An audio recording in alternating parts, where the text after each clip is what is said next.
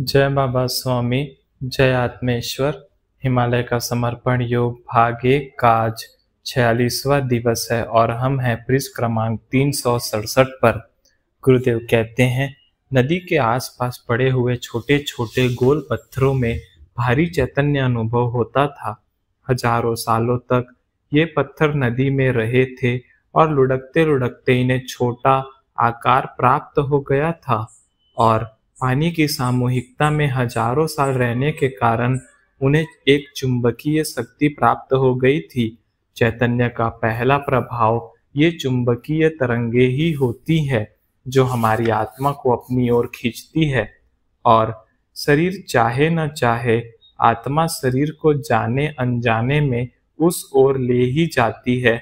और आत्मा यह इसीलिए भी करती है क्योंकि शरीर की अपेक्षा आत्मा चैतन्य का अनुभव जल्दी करती है, क्योंकि चैतन्य परमात्मा की शक्ति है और इस परमात्मा की शक्ति को आत्मा पहचानती है। इसीलिए आत्मा परमात्मा की शक्ति की ओर आकर्षित होती है और दूसरा, आत्मा का शरीर पर नियंत्रण हो जाता है।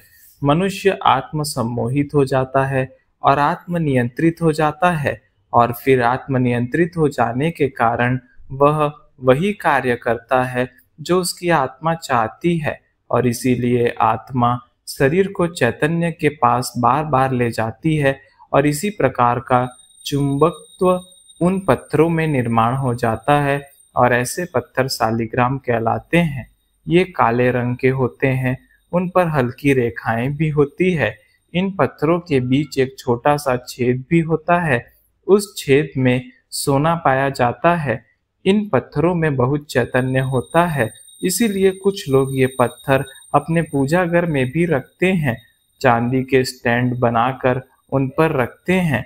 हजारों सालों तक पानी में रहकर लुढ़कते रहने से इन पत्थरों में एक प्रकार की ऊर्जा शक्ति निर्मित हो जाती है, जिसे उस पत्थर के पास जाकर भी अनुभव किया जा सकता है।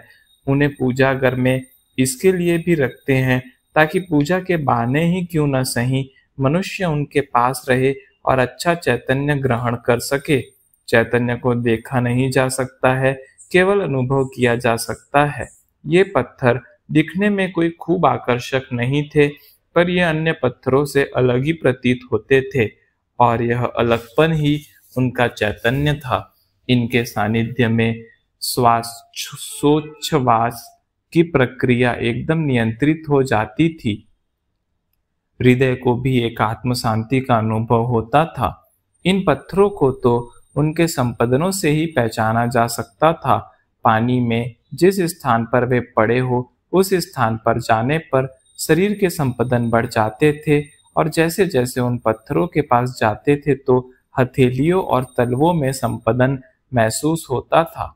हमारे सारे शरीर में ही करोड़ों छिद्र है, पर ये छिद्र हथेलियों और तलवों पर बहुत बड़ी संख्या में है और यही कारण है कि मनुष्य के हाथ और पैर अति संवेदनशील होते हैं और इसी कारण हाथ के पंजों और पैर के तलवों में हमें इन पत्थरों के संपदन शीघ्र मालूम होते हैं। और जब ये संपदन मनुष्य के हाथ पैर ग्रहण करके सारे शरीर में प्रसारित कर देते हैं और सारा शरीर ही संपदनमय हो जाता है, तो फिर वे संपदन मनुष्य के तालू भाग पर भी महसूस होने लग जाते हैं। इन पत्थरों को अगर हाथों में उठाया जाता था तो उन संपदनों से सारा शरीर ही संपदित हो जाता था और फिर वे संपदन मेरे तालू भाग पर भी महसूस होने लगे। मैंने ऐसे 10 पत्थर इकट्ठा किए और पानी के बाहर आ गया और फिर एक प्रयोग किया। नदी की रेत पर ही औंधे मुंह लेट गया। बदन को पोंछा भी नहीं, क्योंकि पोंछने के लिए आज मैं पत्ते लेकर नहीं आया था। अन्यथा एक विशिष्ट झाड़ के पत्ते मैं रोज लेकर आता था। उनसे नहाने के बाद बदन पोंछता था तो उन पत्तों का रस शरीर को अति संवेदनशील कर देता था, पवित्र कर देता था। फिर लेटकर एक पत्थर उठाया और मेरे कूल्हे के बीच में रखा। दूसरा पत्थर उठाया, उसे कमर के पीछे के भाग पर रखा। तीसरा पत्थर उठाया और रीढ़ की हड्डी पर नाभि के ठीक पीछे वाले भाग पर रखा। चौथा पत्थर उठाया और रीढ़ की हड्डी पर हृदय चक्र के पीछे रखा। पांचवा पत्थर उठाया और गर्दन जहां पर शुरू होती है वहां पर रखा। छठा पत्थर उठाया और सिर के पीछे रखा। सातवां पत्थर तालू भाग से सटाकर रेत पर ही रखा और बाद में शरीर पर उन पत्थरों के संपदनों का क्या प्रभाव पड़ता है वह अनुभव करने लग गया। तो धीरे धीरे पता चला प्रत्येक पत्थर में से संपदन निकल रहे हैं और प्रत्येक पत्थर अपने स्थान को संपदित कर रहा है और धीरे धीरे उन पत्थरों से निकलने वाले संपदन सारे शरीर में ही फैल गए। फिर धीरे धीरे एक पत्थर से दूसरे पत्थर तक ऊर्जा का एक प्रभाव अनुभव होने लग गया और सारे शरीर में ठंड से कपकपी सी दौड़ने लग गई। ठंड खूब लग रही थी पर फिर भी अच्छी लग रही थी। बड़ा आनंद अनुभव हो रहा था और तालू भाग पर अनुभव हुआ भीतर से कुछ गर्म निकल रहा था और जो निकला उसके बाद चैतन्य की एक ठंडी लहर अनुभव हो रही थी। जो लहर चैतन्य के रूप में तालू भाग से निकल रही थी वही लहर फिर मूलाधार चक्र से भीतर आ रही थी और सारे चक्रों में से निकलकर फिर सहस्त्रार चक्र से तालू भाग से बाहर निकल रही थी और फिर वही मूलाधार चक्र से वापस आ रही थी। मानव प्रकृति के चैतन्य के साथ एक चक्र सा बन गया था।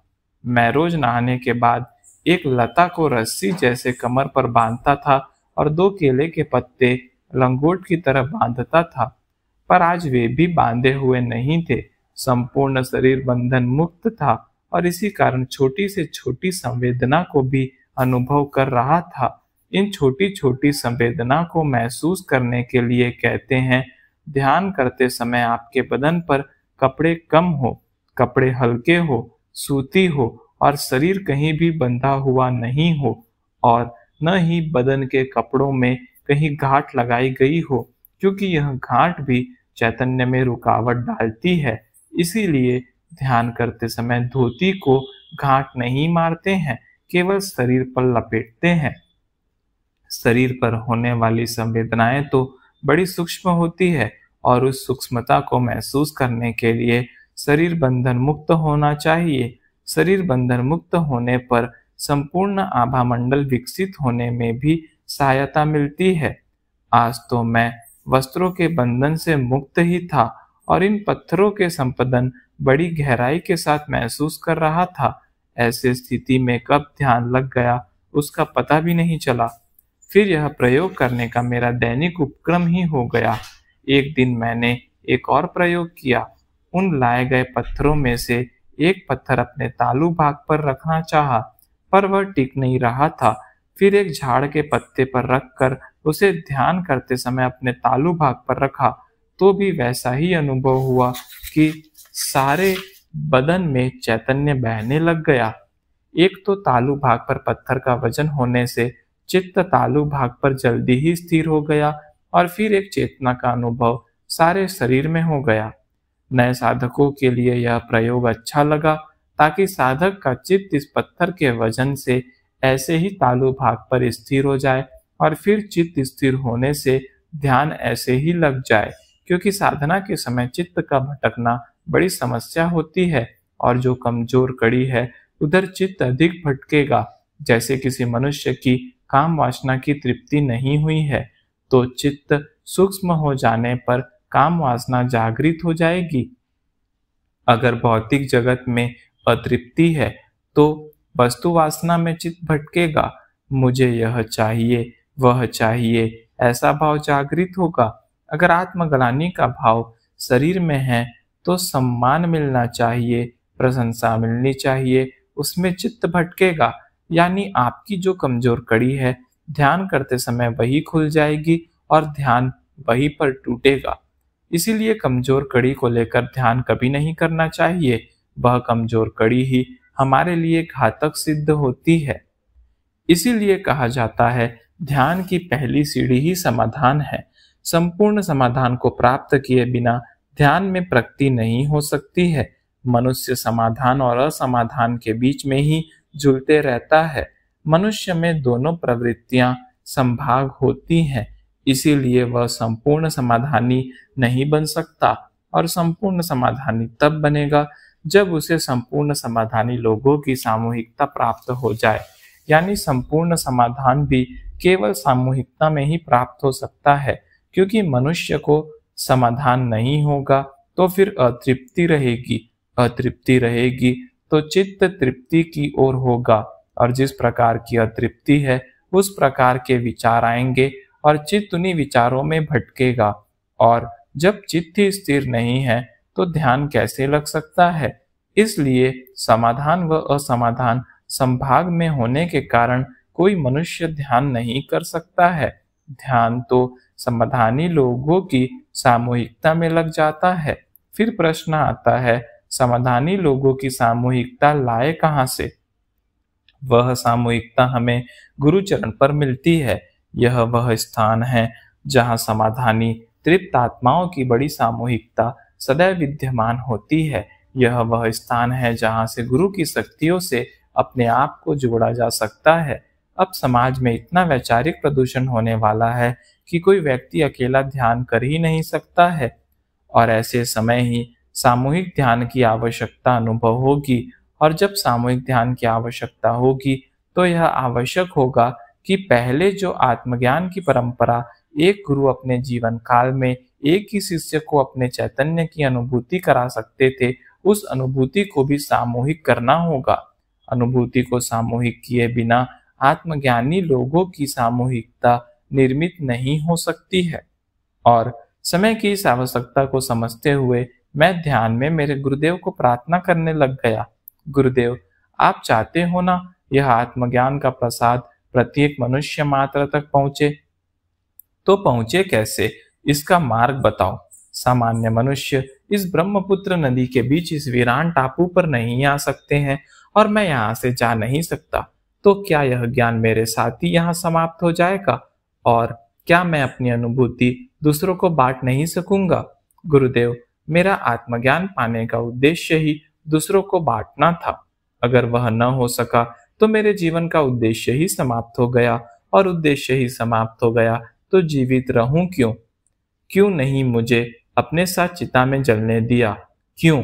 गुरुदेव, माना कुछ लोग ही आस्तिक है, भगवान को मानते हैं और सच्चे हृदय से परमात्मा को पाना चाहते हैं, और जो सचमुच पाना चाहते हैं कम से कम उन्हें तो परमात्मा की अनुभूति प्राप्त हो। कई लोग नास्तिक है, भगवान को मानते नहीं हैं, पर हैं तो भगवान के ही बनाए हुए, उनमें भी परमात्मा का अंश तो है ही। गुरुदेव, सब पर दया कीजिए, वे अज्ञानी हैं इसीलिए नहीं मानते, उन्हें सद्बुद्धि दीजिए, वे भी अनुभूति से तो जान ही जाएंगे, उनके भीतर भी परमात्मा का अंश आत्मा है। वह आत्मा तो परमात्मा को अवश्य पहचान ही लेगी। आत्मा तो कभी आस्तिक नास्तिक नहीं हो सकती है। गुरुदेव, आप सबको दुआ दीजिए, सबको अनुभूति का प्रसाद दीजिए। उपासना पद्धतियों के आडंबर से हो सकता है कुछ लोग उपासना पद्धतियों से विमुख हुए हो, पर वह थोड़े समय के लिए ही है। सबका निर्माण परमात्मा ने किया है, सबसे परमात्मा का संबंध है, परमात्मा सबको सुबुद्धि दे सकता है। गुरुदेव, मैंने परमेश्वर को नहीं देखा और न ही मैं उसे जानता हूँ और न मैं जानना चाहता हूँ। मेरे परमेश्वर तो आप ही हैं। परमेश्वर भी तो आप ही के माध्यम से मुझे मिला है। आपके लिए परमेश्वर होगा, मेरे लिए आप ही परमेश्वर है, आप ही परमात्मा है, इसीलिए मैं आपसे कह रहा हूँ। माँ के पास ही बच्चा प्रथम अपनी आवश्यकता के लिए जाएगा। आप ही मेरी माँ हो, आप ही कृपा हो, आप ही दया हो। कोई मार्ग, कोई रास्ता निकालो ताकि आपका अनुभूति का प्रसाद मैं मेरे जीवन में बांट सकूं। यह बांटे बिना तो मेरे यहाँ प्राण भी नहीं निकलेंगे और न मैं जी सकूंगा। ऐसी विचित्र स्थिति मेरी हो जाएगी। यह सब तुम्हें अच्छा लगेगा क्या? नहीं ना, फिर कोई मार्ग निकालो। आज मनुष्य जाति के नाम पर, धर्म के नाम पर, देश के नाम पर, भाषा के नाम पर, रंग के नाम पर, बुद्धिमत्ता के नाम पर, धन के नाम पर, रूप के नाम पर बट रहा है। यह बटने वाला मानव समाज जीवित है, इसीलिए सजीव चैतन्य की अनुभूति तो समझ ही सकता है। यह चैतन्य की अनुभूति उसकी आत्मा को अनुभव होगी और सारी आत्माएं जागृत होंगी और ये सब भेदभाव छोड़कर अनुभूति के नाम पर एक होंगी और सारा विश्व अनुभूति के नाम पर एकत्र होगा। एक सुंदर शांत विश्व का निर्माण होगा जहाँ सबको समान अवसर होंगे, जहाँ युद्ध विहीन समाज का निर्माण होगा। गुरुदेव, माना यह लक्ष्य बहुत बड़ा है, हो सकता है मैं अपने जीवन काल में यह न दे सकूं, पर अपने जीवन काल में इसकी शुरुआत तो कर दूं। हो सकता है ऐसे कल्याणकारी विश्व की मंजिल मैं अपने जीवन में न पा सकूं, पर ऐसी मंजिल की ओर मैं कुछ चला, इसका समाधान तो मुझे मिलेगा ही। आत्मा की जागृति ही एकमात्र उपाय है जिससे आत्मा के प्रकाश में सारा चैतन्य अनुभव होगा। सत्य के सूरज का उदय होगा और अज्ञानता का फैला हुआ अंधेरा दूर हो जाएगा। इन सब भेदभावों का एक ही कारण है, अज्ञानता। जब आत्म साक्षात्कार मनुष्य को प्राप्त होगा तो अज्ञानता स्वयं ही दूर हो जाएगी। सारा विश्व एक कल्याणमय विश्व होगा। आपकी कृपा के बिना यह नहीं हो सकता है। अब यह रोज का ही क्रम हो गया था। गुरुदेव द्वारा सिखाई गई साधना से ही साधना प्रारंभ की। रोज सूर्यास्त के समय सूर्य को अर्घ्य देकर नदी में खड़े रहकर ही साधना प्रारंभ करता और रात भर नदी में ही खड़े रहकर साधना करता और रोज सूर्योदय तक साधनारत रहता था। पहले 3 दिन थोड़ी तकलीफ हुई, फिर मुझे नदी में एक अच्छा स्थान भी मिल गया। अब साधना नियमित रूप से चल रही थी। यह साधना शुरू करने से मुझे एक आत्म समाधान मिला कि मैं इस कार्य में कुछ सेवा दे रहा हूँ। खूब देर तक पानी में रहने से पैरों की चमड़ी भी बहुत नरम हो गई थी। बड़ा संभाल कर चलना पड़ रहा था। छोटे छोटे पत्थर भी पैर में बड़े जोर से चुभते थे। साधनारत रहने से मुझे बड़ी आत्म शांति का अनुभव होने लग गया। एक समाधान प्राप्त हुआ कि मैं भी कुछ कर पा रहा हूँ। साधना कितनी सफल हो रही थी, कितनी नहीं, पता नहीं, पर मुझे बड़ा आनंद आ रहा था और मैं जानता था चैतन्य एक से एक तक देने की जो वर्षों की परंपरा है वह सार्वजनिक होने में प्रयत्न तो करना ही पड़ेगा और यह आसान कार्य नहीं है। यह कार्य एक नदी को समुद्र में पहुंचाने जैसा है, पर मैं साधनारत था। मैंने विचार किया, अगर साधना से सफल हुआ तो सारे मानव समाज को अनुभूति का आत्मज्ञान मिल जाएगा और नहीं हुआ तो मैंने मेरे जीवन को एक अच्छे कार्य में लगाया, यह समाधान तो होगा ही। और गुरु कार्य करते समय मृत्यु भी हो जाए तो इससे अच्छी मृत्यु कभी हो ही नहीं सकती। दोनों तरफ से सोचने पर मुझे मेरा निर्णय सही लगा और मैं साधना में लगा रहा। साधना में बड़ा कष्ट हो रहा था। नदी का पानी बड़ा ठंडा होता था। जब सुबह बाहर निकलता था तो सारा शरीर अकड़ जाता था, पर मुझे लगता था मेरे शरीर को ही तो तकलीफ होगी, पर अनुभूति लोगों तक पहुंचा सका तो मनुष्य कितना सुख अनुभव करेगा। मानव समाज का सुख देखने के लिए मुझे मेरे शरीर का सुख छोड़ना ही होगा। वैसे भी वह अनुभूति का ज्ञान पाकर मैं क्या करूंगा, अगर बांट सकूं तो ही अच्छा है। रोज शाम के समय जब घर से निकलता था तो सब वृक्षों से, लताओं से, पक्षियों से, विशेष रूप से पक्षियों के बच्चों से मिलकर निकलता था कि पता नहीं आज की रात मेरे जीवन की अंतिम रात हो। अब मैं वहां भावुक हो गया था। रास्ते के पेड़, झाड़ी, पत्थर भी मेरे मित्र हो गए थे। उनसे भी मिलते हुए आता था। रोज ब्रह्मपुत्र नदी में खड़े रहकर सूर्यास्त देखता था। वह दृश्य मुझे याद रहता था। सूर्यास्त के समय अर्घ्य देकर प्रार्थना करके बाद में पूर्व दिशा में मुंह करके ध्यान साधना प्रारंभ करता था, जो सूर्योदय पर ही समाप्त होती थी। पानी रात भर थपेड़े मारता था।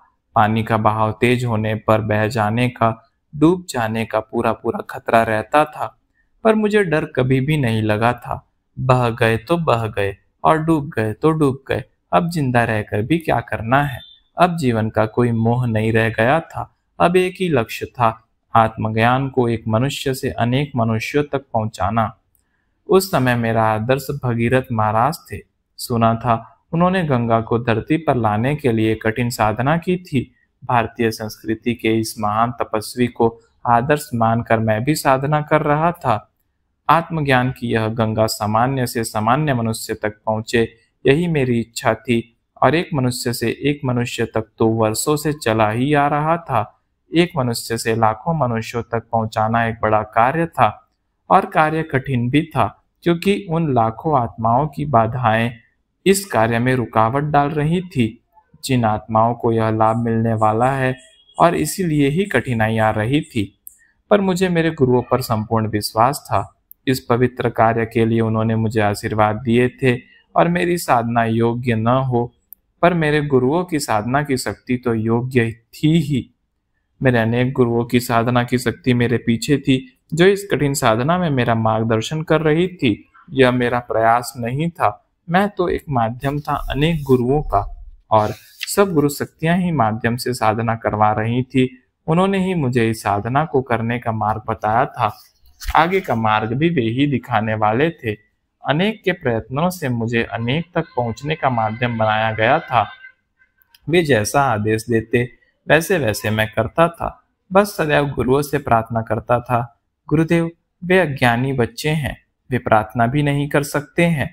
मैं उनकी ओर से प्रार्थना करता हूँ, उन्हें सत्य का मार्ग बताइए। ऐसा न हो आपकी साधना मुझ तक ही सीमित रहे, जबकि मुझ तक ही रखना आपकी साधना का उद्देश्य नहीं था।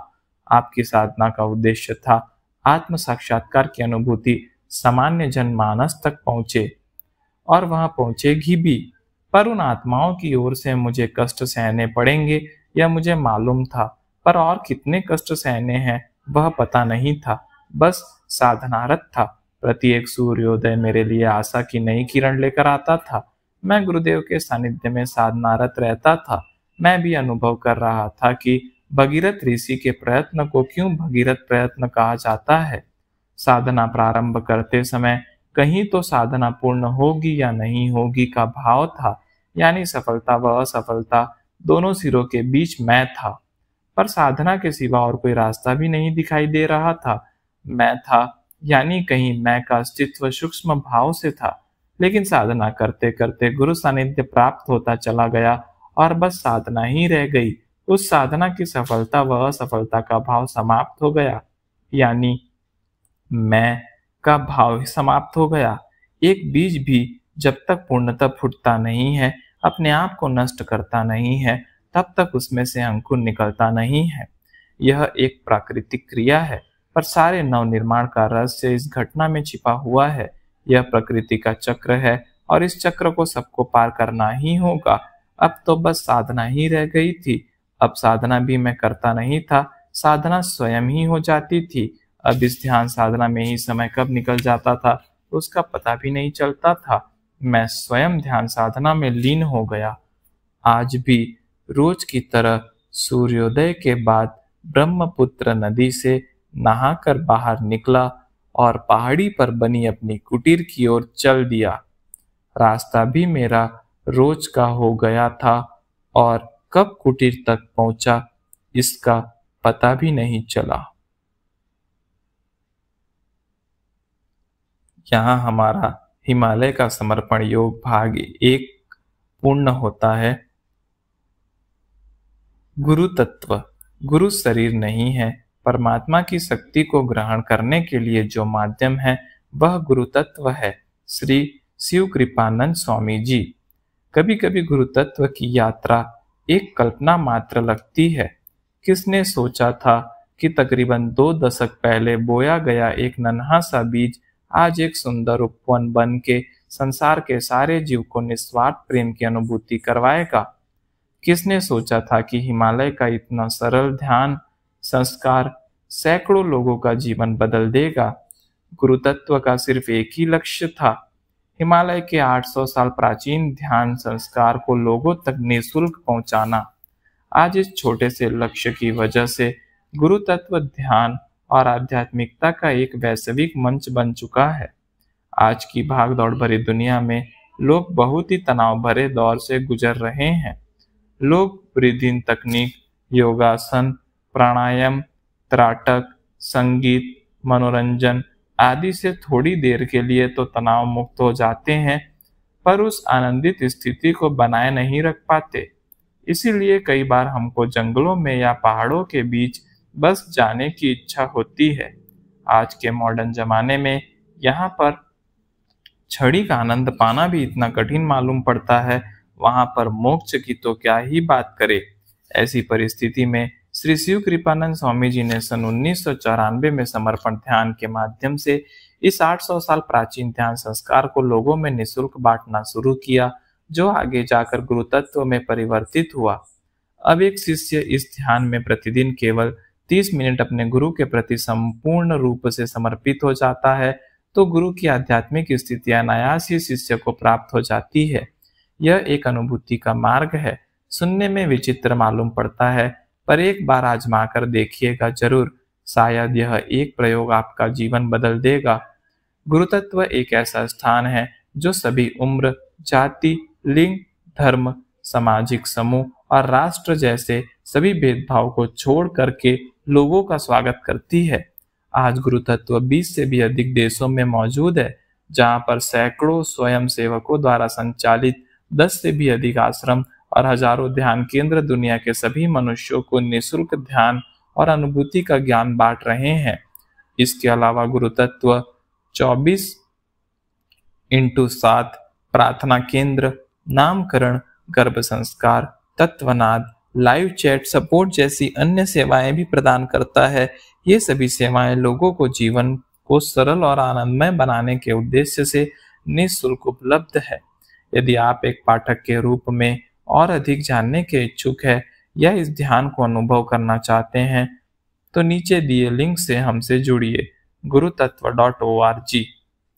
श्री गुरु शक्ति धाम एवं मंगल मूर्ति। सामान्यतः मन में एक सवाल आता है कि एक पत्थर की मूर्ति पूजनीय कैसे हो सकती है। सही बात है, आखिरकार वो एक पत्थर ही तो है, परंतु जब किसी मूर्ति की स्थापना होती है तो उसके पहले उसकी प्राण प्रतिष्ठा की जाती है। यह एक दिव्य संस्कार संक्रमण की विधि है, जिसके बाद मूर्ति कोई साधारण पत्थर नहीं रह जाती, वह एक दिव्य ऊर्जा का माध्यम बन जाती है और सालों तक उसके सानिध्य में आने वाले मनुष्य को ऊर्जा प्रदान करती है। आज तक मूर्ति और मूर्ति की प्राण प्रतिष्ठा करने वाले दोनों अलग थे। गौतम बुद्ध ने कभी अपने जीवन में मूर्ति का निर्माण नहीं किया, परंतु उनके जाने के बाद उनकी सैकड़ों मूर्ति विश्व भर में मौजूद है। यह पहली बार एक ऐसी घटना हुई है जिसमें मूर्ति और उसकी प्राण प्रतिष्ठा करने वाले गुरु दोनों एक है। प्रत्येक मंदिर चैतन्यपूर्ण हो यह आवश्यक नहीं, क्योंकि मंदिर का चैतन्य कई बातों से होता है। सबसे महत्वपूर्ण है मूर्ति। किस भगवान की मूर्ति है यह महत्वपूर्ण नहीं है। मूर्ति कैसे पत्थर से बनी है, उसे किस कारीगर ने बनाया, उसमें प्राण प्रतिष्ठा किसने की, उसका रखरखाव कैसा है, इन सारी बातों के योग पर चैतन्य हो न हो, कम ज्यादा होना आधारित है। श्री शिव कृपानंद स्वामी जी।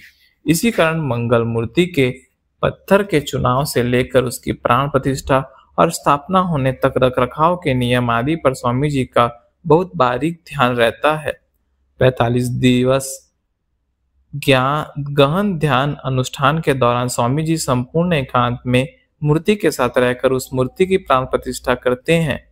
उसके बाद 8 दिवसीय विश्व चक्र अनुष्ठान के दौरान गर्भगृह में मूर्ति स्थापना किया जाता है। ये घटनाएं सुनने में आसान लग रही हो, परंतु यह अद्वितीय है। ध्यान की एक उच्च अवस्था में जाकर ही यह संस्कार संक्रमण की प्रक्रिया संभव हो पाती है, और उस उच्च अवस्था में समय तो क्या, शरीर का भी ख्याल नहीं रहता। यहाँ तक कि इस दौरान आसपास का वातावरण, पेड़ पौधे और प्राणियों तक का व्यवहार भी अलग मालूम पड़ता है, मानो वे भी साक्षी के तौर पे वहां अपनी हाजिरी दे रहे हो। इस घटना को जिन लोगों ने अपनी आंखों से देखा है और वहां रहकर अनुभव किया है, उन लोगों के लिए यह एक दिव्य चमत्कार से कम नहीं है। श्री गुरु शक्ति धाम आध्यात्मिक जगत की पहली घटना है कि किसी सद्गुरु ने अपने जीवन काल में अपनी मूर्ति का निर्माण कर उस मूर्ति के भीतर अपने प्राण डाले हो। ऐसा इसीलिए भी नहीं हुआ क्योंकि इसमें प्राण डालने वाले के प्राण जाने की पूरी संभावना होती है, या सद्गुरु की फिर जीने की इच्छा ही नहीं रह जाती है। श्री शिव कृपानंद स्वामी जी। आज विश्व के कई दिव्य स्थानों पर श्री गुरु शक्ति धाम का निर्माण हो रहा है और श्री मंगल मूर्ति की स्थापना हो चुकी है। आज सैकड़ों आध्यात्म मार्गी श्री गुरु शक्ति धाम में मंगल मूर्ति के सानिध्य में ध्यान करने के लिए देश विदेश से आते हैं और दिव्य अनुभव को प्राप्त करते हैं। आप सभी आध्यात्म मार्गी खोजियों का श्री गुरु शक्ति धाम में ध्यान करने हेतु हृदय पूर्वक स्वागत है। हिमालय का समर्पण योग भाग 1 का समापन है। जय बाबा स्वामी, जय आत्मेश्वर।